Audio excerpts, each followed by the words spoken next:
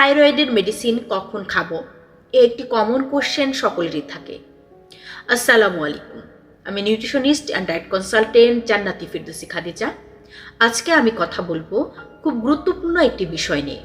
সেটি হচ্ছে থাইরয়েডের মেডিসিন কখন খাবেন, ভুল সময়ে গ্রহণ করলে কি সমস্যা হতে পারে এবং কোন কোন খাবার এড়িয়ে চলা উচিত। থাইরয়েডের সবচেয়ে কমন মেডিসিন হলো থাইরক্সিন বা লিভোথাইরক্সিন গ্রুপের মেডিসিন। এই মেডিসিনগুলো ডক্টররা সাধারণত হাইপোথাইরয়েডিজম পেশেন্টদের সাজেস্ট করে থাকেন। এই মেডিসিনগুলো গ্রহণের 30 থেকে 60 মিনিটের মধ্যে কোনো খাবার গ্রহণ করা যাবে না, কারণ এই মেডিসিনগুলো খালি পেটে শরীরে 80% পর্যন্ত শোষিত হয়। আপনি যদি এই মেডিসিন গ্রহণ করার 10 থেকে 15 মিনিটের মধ্যে কোনো খাবার গ্রহণ করে থাকেন, তবে এই মেডিসিনের শোষণ ক্ষমতা 30 থেকে 50% পর্যন্ত কমে যেতে পারে। থাইরক্সিন জাতীয় মেডিসিন গ্রহণ করার 4 ঘন্টা পর যে খাবারগুলো গ্রহণ করতে পারবেন: দুধ, দই এবং সয়াবিন। আয়রন, ক্যালসিয়াম এবং ভিটামিন।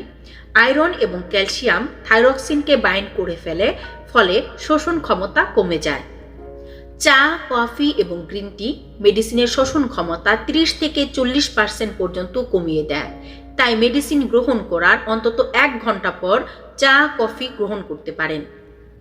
হাইপোথাইরয়েডিজম পেশেন্টদের কিছু গাইডলাইন ফলো করা উচিত।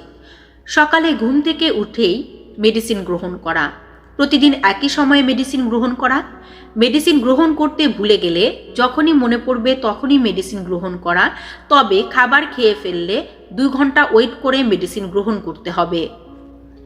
ডোজ মিস করে ফেললে ডাবল ডোজ না নেওয়া, নিয়মিত TSH চেক আপ করানো, আয়রন এবং ক্যালসিয়ামের সাথে মেডিসিন না নেওয়া, অন্তত 4 ঘন্টা আগে পরে নেওয়া।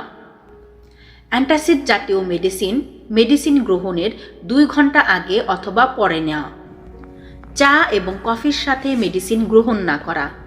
হাইপারথাইরয়েডিজম পেশেন্টদের সাধারণত কার্বিমাজল বা মেথিমাজল জাতীয় মেডিসিন দেওয়া হয়।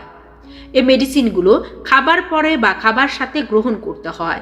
এতে পেটের সমস্যা কম হয় এবং মেডিসিন ঠিকমতো কাজ করে। থাইরয়েডের মেডিসিন ছোট হলেও খুব স্পর্শকাতর। সঠিক সময়ে গ্রহণ না করলে এর কার্যকারিতা নষ্ট হয়ে যায়।